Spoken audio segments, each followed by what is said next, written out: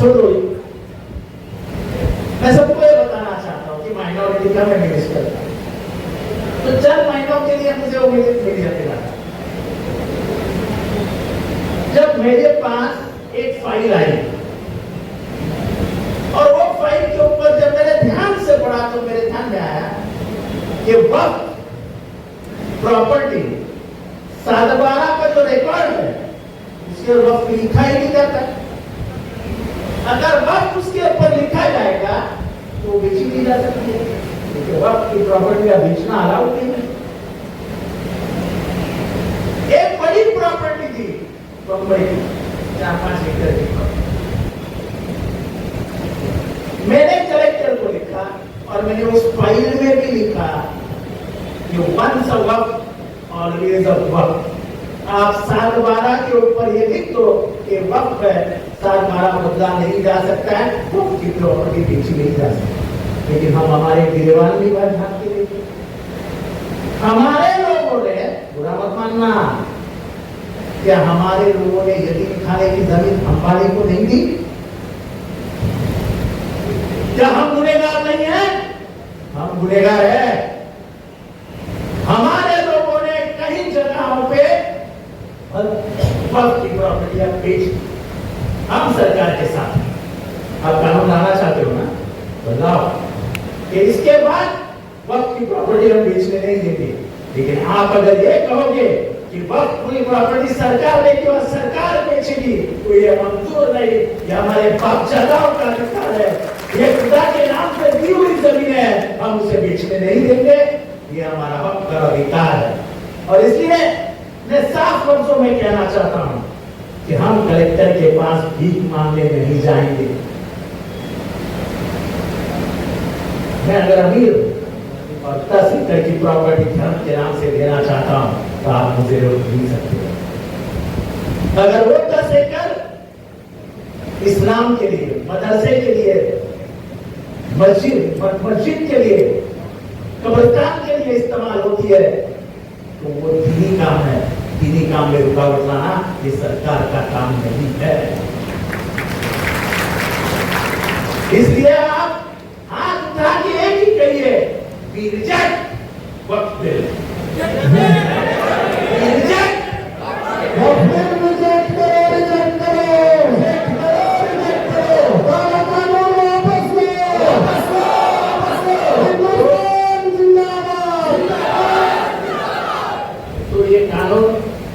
ये हमारे डॉक्टर बाबा साहब अम्बेडकर के संविधान के खिलाफ है, तो उस कानून को रोकना, ये संविधान के बाजू से खड़ा रहना है।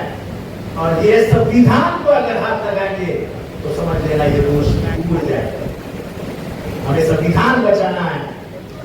हम वक्त के खिलाफ जो बिल है उसके खिलाफ भारत का हिंदू हो, मुसलमान है, जो दस्तूर का प्रेमी है, जो डॉक्टर बाबा साहब अम्बेडकर के विचारों के साथ है, वक्त के बिल के खिलाफ है, क्योंकि ये संविधान के खिलाफ है।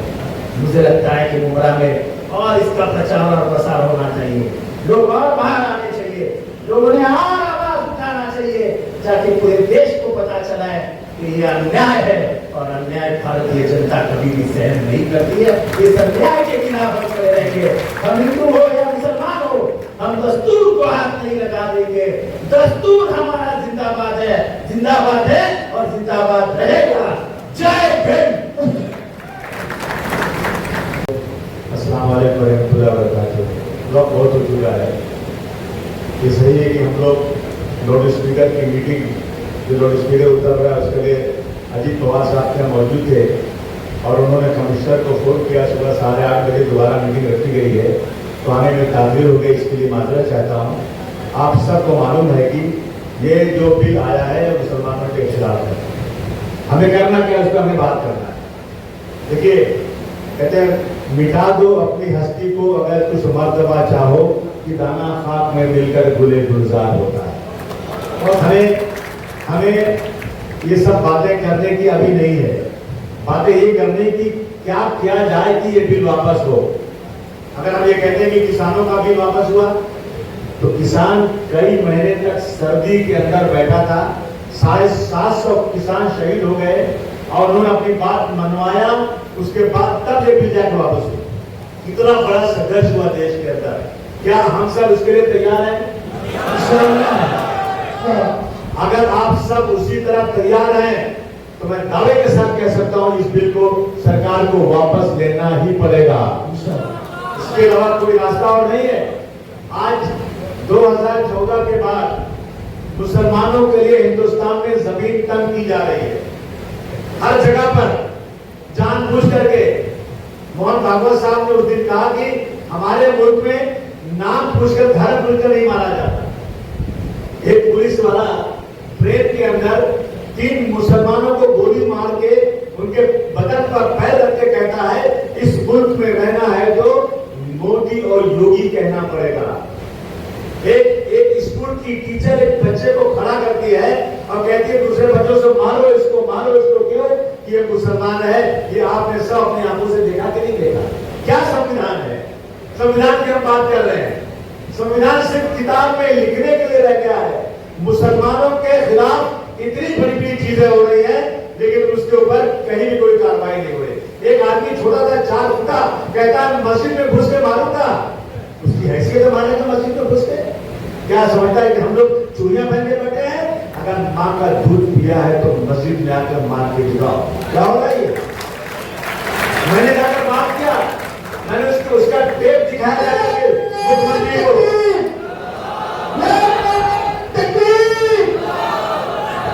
होम मिनिस्टर को मैंने उसकी तकरीर पूरी सुनाया, दिखाया, मुस्कुरा कर रहे, कुछ नहीं किया उन्होंने। रोजाना हो रहा है, लाउड स्पीकर उतारा जा रहा है, मस्जिदों के बाहर नमाज नहीं पढ़ सकते, कितनी चीजें गिनाई जाए।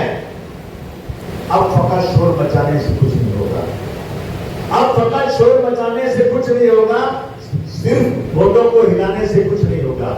जिंदगी के लिए बेमौत मरते ही कि वो और रहले ईमान होते शैतान से डरते। तुम्हें महफूज कहां? अपने ठिकाने पे हो, बाद इतलाक तुम्हें लोग निशाने पे हो। सारे के लिए सारे शिकवे, सारी दुश्मनी मिटा के उठो, एक हो जाओ, सब लोग एक साथ खड़े हो जाओ और अपने वो हिंदू भाई जो सेकुलर हैं उन भाइयों के कंधा से कंधा मिलाकर अपनी स्पीड में लाओ, जमा हो जाओ एक साथ। एक इनकलाब बर्पा करना है। एक तरफ हजारों थे, एक तरफ 313 दरगिन ईमान वाले थे। अब हौसलों से डरा जाएगा। मैं सरकार से कह देना चाहता हूं, वो अंग्रेज जिसका सूरज डूबता नहीं था, यही दाढ़ी वाले उलमाए कराम ने उन अंग्रेजों को हिंदुस्तान से भगा करके भारत का जाम किया था।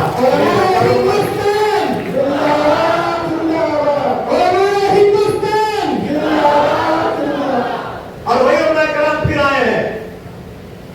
मैं पूरे होश आवाज में कहता हूं कि मुस्लिम पर्सनल लॉ हमारी लीडरशिप को हाथ में ले। मुस्लिम पर्सनल लॉ जो खोलेगा हम अपनी जान भी देने को तैयार रहेंगे। तैयार हो गए? तैयार हो? अरे जो कौम जीने से ज्यादा मरने को तरजीह देती है उसे क्या लगाते हो? ये किसी के बाप का मुल्क नहीं है, हमारा मुल्क है। और हमने 1949 की रात में एक कलेक्टर का व्यवहार देखा है।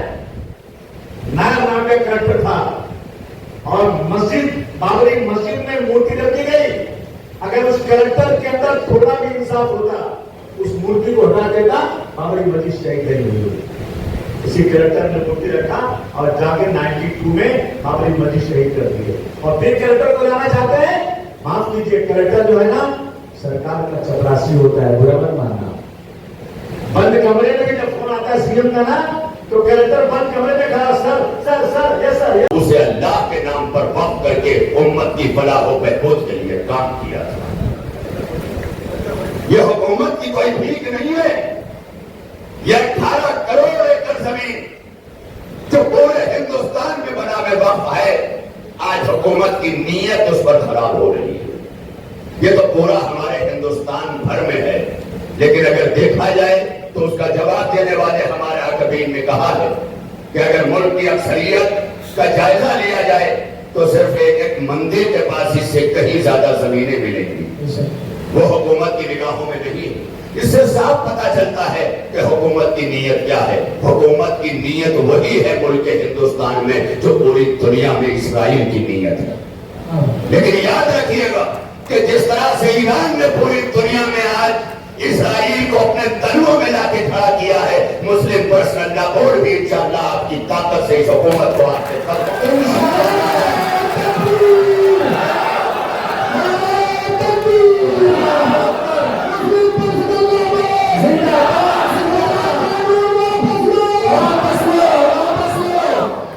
हमें ज्यादा कुछ करने की जरूरत नहीं है, बस हमें थोड़ा सा मसलों के तजाद के बावजूद भी थोड़ा थोड़ा सा बर्दाश्त करना है। इतना ही सिर्फ बर्दाश्त करना है जैसे अफ्तार के वक्त 11, 12, 3, 4 मिनट एक दूसरे को बर्दाश्त करते हैं। इससे ज्यादा बर्दाश्त नहीं करना है। लेकिन अगर इतनी भी कुव्वत बर्दाश्त हमें नहीं है तो याद रखिएगा कि हमारा वजूद बाकी नहीं रहेगा। हमें मौजूद रहने के लिए अपने इत्तेहाद को पूरी दुनिया को दिखाना पड़ेगा कि हम एक हैं, कल भी थे, आज भी हैं। और जब से तुमने शरीयत में मदाखलत का काम किया है, जब से तुमने शरीयत पर कदम लगाने की कोशिश की है, जब से तुमने औकात पर अपने हस्तक्षेप किया है, तब से आज हमारा इत्तेहाद बढ़ता गया है। आज इस मजमे में तमाम मसलक के लोगों का होना इस बात की दलील है कि हमारे नजरियात भले मुख्तलिफ हों लेकिन हमारा मकसद एक है। और याद रखिएगा, कभी मकसद को जात और शख्सियत पे कुर्बान नहीं किया जाता। मौलाना महमूद दरियाबादी साहब ने यही कहा कि शख्सियतें नाराज होती है तो होती रहे, लेकिन मकसद को हम छोड़कर आगे नहीं बढ़ सकते, क्योंकि मकसद पे शख्सियत कुर्बान होती है। अगर इस्लाम मकसद था तो हुसैन जैसा शहीद आजम कुर्बान हो गया। ये बताने के लिए कि हमेशा मकसद अहम होता है। इस्लाम हमारा मकसद है और उस इस्लाम पर कितनी बड़ी बड़ी शख्सियतें नवासे रसूल, आगोशे रसूल के पाले शहीद आजम हुसैन इब्ने अली करबला के मैदान में कुर्बान हुए। अभी कैसरबाग हाल में बाकायदा जो शिया अक्सरियत इलाका है, वहां हजरत मौलाना महमूद दरियाबादी साहब ने फैसला लिया कि यहाँ का कन्वीनर शिया आलिम को बनाया जाए। बड़ी हौसला बख्श यह अमल था, यह इक़दाम था कि किसी को तनहा न छोड़ा जाए, साथ लेकर चला जाए और पूरी दुनिया को यह बताया जाए कि मैं अकेला ही चला था जानिबे मंजिल, मगर लोग साथ आते गए और कारवां बनता गया। देश जाने की वजूहत ये थी। अब वक्त के लिए हम सब यहाँ आए हैं। जैसा तमाम को पता है कि मोदी सरकार ने एक वक्त का काला कानून लाकर हम पे ठोक दिया। पहले इंट्रोड्यूस किया, एक जेपीसी का गठन किया। जेपीसी की मीटिंगें चलती रही तमाम शहरों में, देश के विभिन्न राज्यों में। काफी लोगों ने अपनी बातें रखी, जेपीसी ने सब सुना, मगर जब रिपोर्ट पेश हुआ तो उसमें काफी चीजें हटा भी दी गई। हटा के बात यह है कि सरकार की जो नीयत है उस नीयत में ही खोट है। वक्त का काला कानून सरकार ने पास कर दिया क्योंकि मेजोरिटी में है, लेकिन जितने भी संविधान को मानने वाले लोग हैं, चाहे किसी भी पॉलिटिकल पार्टी से एफिलिएट हो, सबका एक ही चीज बोलना है कि जो वक्त का ये कानून सरकार ने लाया है ये पूरी तरह से असंवैधानिक कानून, ये वायलेशन है आर्टिकल 14, 15, 16, 25, 26, 28 संविधान का। इक्वालिटी की बात करता है संविधान, डिस्क्रिमिनेशन नहीं होना चाहिए, राइट टू प्रैक्टिस रिलीजन की बात करता है। मगर यहां दिखाया गया है कि इस वक्त के अंदर जो 40 के करीब अमेंडमेंट सरकार द्वारा लाए गए हैं, तो 40 के 40 अमेंडमेंट में कहूंगा क्या संवैधानिक अमेंडमेंट। कुछ ऐसे हैं जिन पर फिलहाल सुप्रीम कोर्ट में मैटर पेंडिंग है, सुप्रीम कोर्ट का मैटर सब जुडिस है, कहीं पर रोक लगी हुई है। इसलिए उसकी मेरिट्स में ज्यादा जाए बिना मैं आपको सिर्फ ऊपरी तौर से बताऊंगा कि ये काला कानून क्यों है और ये क्यों हमारी कौम के लिए, मिल्लत के लिए एक खतरा है।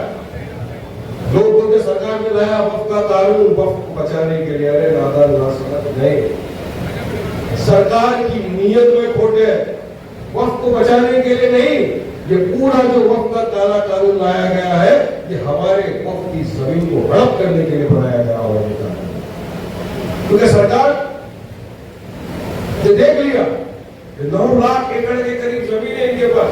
अरे अल्लाह सुब्हानहू व तआला तो दुआ करते हैं कि उसको और इजाफा करे, 90 लाख एकड़ हो हमारी।